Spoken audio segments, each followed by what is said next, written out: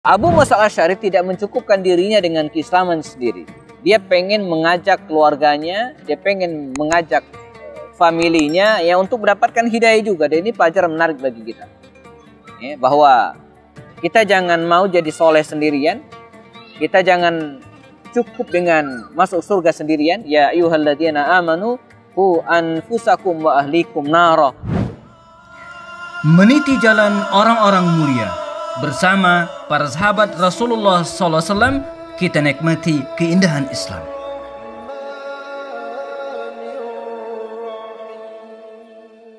Assalamualaikum warahmatullahi wabarakatuh. Alhamdulillah, assalatu wassalamu ala rasulillah wa ala alihi wa sahbihi wa mawala ba'du. Kita masih di program mengenal orang-orang mulia di sekitar Rasulullah SAW. Dan tokoh kita hari ini luar biasa. Seorang sahabat Nabi yang berasal dari kabilah yang sering sekali dipuji oleh Rasulullah SAW sebagai kabilah yang araku quluban, ya. Jadi orang yang paling lunak hatinya, orang yang dikenal dengan hikmahnya, ya. Bahkan dalam hadis riwayat Imam Bukhari, ya, baginda Rasul menyifati kabilah sahabat Nabi ini dengan orang yang luar biasa fi takalufihim, ya, dalam hal tolong menolong, ya, dalam hal fi ta'awunihim, dalam hal ta'awunnya, ya.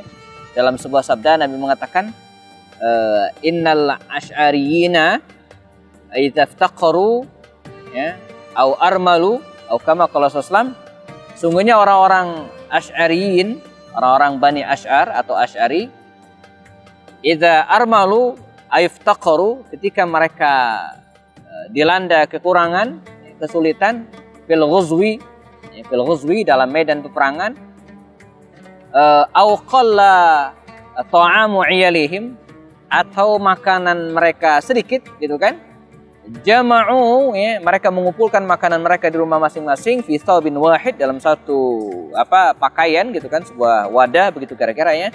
Dan kemudian iktasamu bainahum bisawiyah, dan kemudian dibagi rata.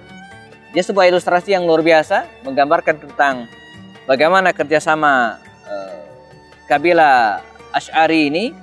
Dan kita akan bicarakan salah seorang di antara mereka, yaitu Abu Musa al-Asy'ari, ya. Seorang sahabat yang nama aslinya adalah Abdullah bin Qais bin Sulaim al-Asy'ari, ya. Siapakah dia? Abu Musa al-Asy'ari ini jamaah, dia berasal dari Yaman, ya, berasal dari Yaman. Dan sebagaimana kita ketahui, pada saat baginda Rasulullah SAW diutus, Yaman merupakan sebuah daerah yang sudah dikenal, ma'ruf, ya. Kita lihat perjalanan bisnis bangsa Arab waktu itu, ada dua, rihlat asyita'i was saif. Pada musim syita, pada musim dingin, ya, mereka bisnis ke Yaman, dan musim panas mereka bisnis ke Syam.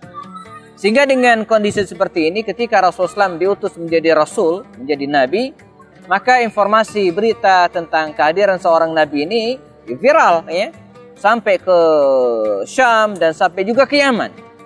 Dan ketika mendengar ada seorang Nabi yang diutus di Makkah Al-Mukarramah, maka berangkatlah Abu Musa al-Asy'ari ini jamaah, ya, dari Yaman yang menuju ke Makkah Al-Mukarramah. Dia naik ke atas dan bertemu baginda Rasulullah SAW wa aslam, dan kemudian dia memeluk Islam.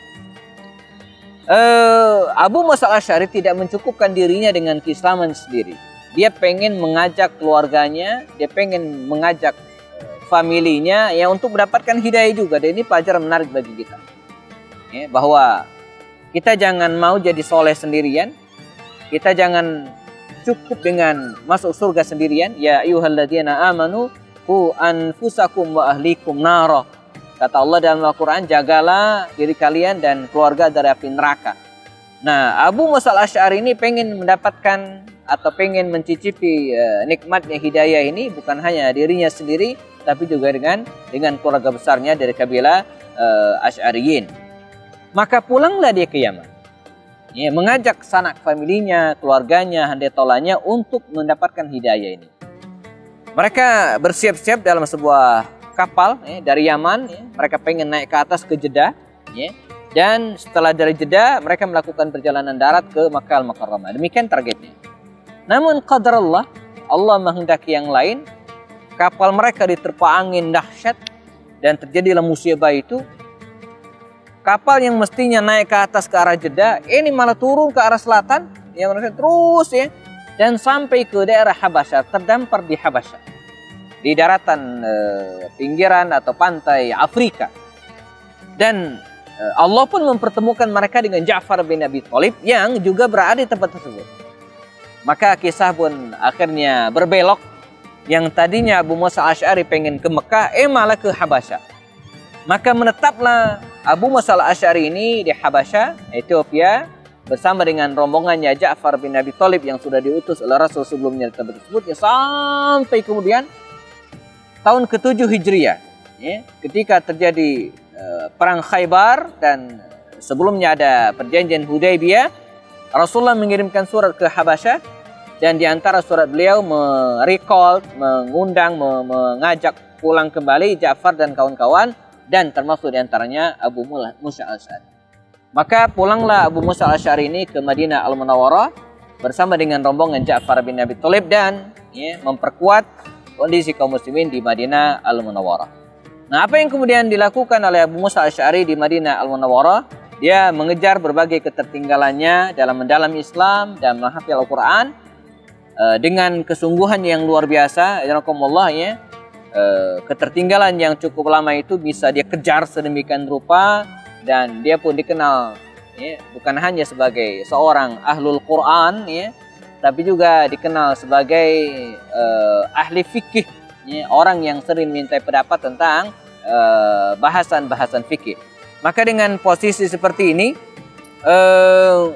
Rasulullah SAW ya, pernah mengutusnya ke Yaman kembali ya, untuk berdakwah di tempat tersebut, sehingga jadilah Yaman itu pada masa Rasulullah ya, berada dalam kekuasaan atau di bawah dalam naungan hidayah Allah Subhanahu Wa Taala.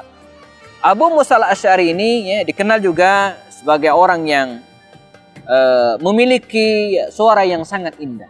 Ya, laqad utitu mizmaran min mazamiri ali Daud. Sungguh kata Abu Musa, saya diberikan mizmaran, ya, semacam seruling, ini kiasan untuk keindahan suara, min mazamiri ali Daud, dari suara-suara seruling keindahan suara keluarga Daud alaihissalam. Sebagaimana kita ketahui, Nabi Daud adalah nabi yang memiliki suara yang indah.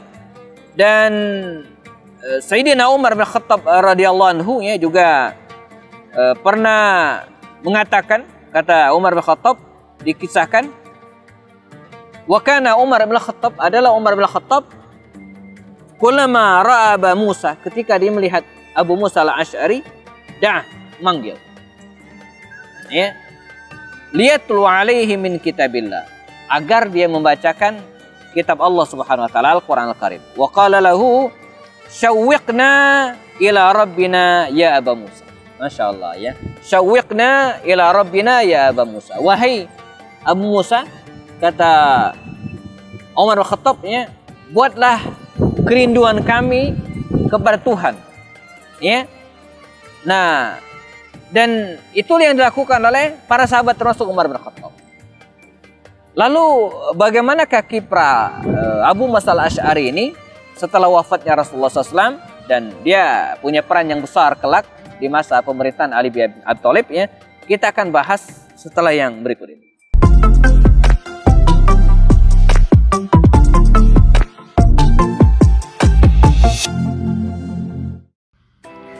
Meniti jalan orang-orang mulia bersama para sahabat Rasulullah SAW, kita nikmati keindahan Islam. Abu Musa Al-Asy'ari, kita sedang membahas tokoh sahabat Rasulullah SAW yang luar biasa. Selain dikenal sebagai orang yang memiliki suara yang indah, ya, Abu Musa Al-Asy'ari juga dikenal sebagai orang yang sangat pemalu. Ya, orang yang sangat pemalu. Dalam riwayat dikatakan, ya, Abu Musa seorang yang sangat pemalu. Ia biasa menggunakan celana panjang, gitu kan? Khawatir jika pakaian luarnya tersingkap. Bahkan meskipun mandi di tempat gelap dan sendirian, ya, ia tetap menutup tubuhnya karena malu kepada Allah Subhanahu wa taala. Nah, ini teladan yang luar biasa. Teman-teman sekalian, hari ini ya kita diberikan kenikmatan banyak oleh Allah Subhanahu wa taala dengan kemajuan teknologi, ya, dengan beragam jenis desain pakaian. Ya, tapi kita harus tetap ingat bahwa di antara fungsi pakaian itu selain lezina untuk keindahan, ya, selain juga menjaga diri kita dari panas dan dingin serta cuaca yang ekstrem misalnya, tapi ingat, unsur paling penting dari pakaian itu, belajar dari Abu Musa al-Asy'ari adalah ya, untuk menutup aurat kita. Ya, untuk menutup aurat kita. Dan begitu hati-hatinya Abu Musa al-Asy'ari ini, walaupun dia sudah menggunakan gamis yang besar, panjang, ya, tapi dia tetap menggunakan celana. Ya, untuk khawatir ya, dia jubahnya atau pakaian luar tertutup angin dan auratnya terbuka. Nah, ini pelajaran bagi para akhwat terutama hari ini yang dengan berbagai model jilbabnya, dengan berbagai model hijabnya, ini tetap dibolehkan sah-sah saja. Ya, karena dalam Islam kita juga dianjurkan untuk berpakaian indah. Tapi ingat, fungsi utamanya adalah untuk menutup aurat. Jangan sampai estetika diutamakan, didahulukan, desain, ya, tapi kemudian fungsi utama dari pakaian tersebut tidak terpenuhi, yaitu untuk menutup aurat kita. Abu Musa al-Asy'ari juga jamaah, teman sekalian, dikenal sebagai seorang yang sangat adil. Ya. Dia sempat menjadi pejabat atau hakim. Ya. Di masa Umar bin Khattab, Abu Musa al-Asy'ari pernah diangkat menjadi pejabat gubernur Basrah.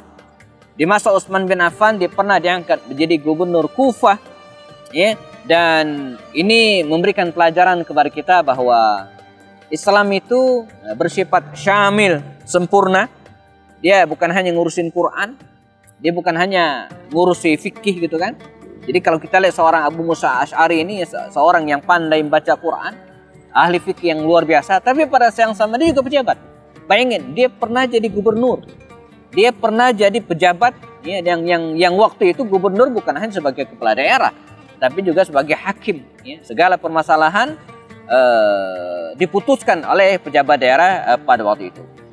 Dan barangkali dengan alasan inilah kemudian ketika terjadi fitnah di masa Sayyidina Ali bin Abi Thalib radhiyallahu anhu, terjadi tragedi perang yang dikenal dengan perang Siffin antara pihak Ali bin Abi Thalib dengan Muawiyah bin Abu Sufyan.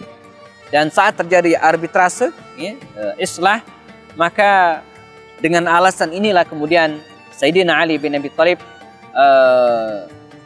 meminta Abu Musa al-Asy'ari untuk mewakili dirinya, ya, menghadapi pihak Muawiyah bin Abu Sufyan, dan terjadilah peristiwa tahkim. Maka dengan sangat objektif, dengan apa adanya, tanpa tendensius dan tanpa kepentingan apapun, Abu Musa al-Asy'ari memberikan pendapatnya yang kemudian diterima pada saat itu. Ya, walaupun dari pihak Amr bin As, ya, pihak Muawiyah bin Abu Sufyan ya, sempat memberikan pilihan-pilihan yang tidak sesuai dengan keinginan Abu Musa al-Asy'ari. Tapi poin kita bukan itu. Abu Musa al-Asy'ari seorang yang luar biasa, seorang sahabat Nabi yang memiliki berbagai keteladanan, sehingga ya wajar kalau kemudian baginda Rasulullah SAW mendoakan khusus ya, untuk sahabat baginda Rasulullah SAW ini. Dalam riwayat Imam Bukhari dan Muslim secara ittifaq, dua ulama ini mengeluarkan sebuah hadis yang berbunyi, wada'a lahu an-nabi sallallahu, Nabi berdoa kepada Abu Musa al-Asy'ari ini dengan kalimat, Allahumma ighfir li Abdullah ibn Qais. Ya Allah, berikan ampunan kepada Abdullah bin Qais zanbahu, dosa-dosanya, wa adkhilhu yaumal qiyamati mudkhalan karima. Masya Allah, luar biasa. Jadi kata Rasulullah SAW ya, masukkanlah dia ke dalam surga mudkhalan karima, dengan cara yang mulia. Kita bertemu lagi dalam kajian berikutnya bersama dengan orang-orang mulia, bersama Rasulullah SAW. Saya Happy Andi Bastoni. Assalamualaikum warahmatullahi wabarakatuh.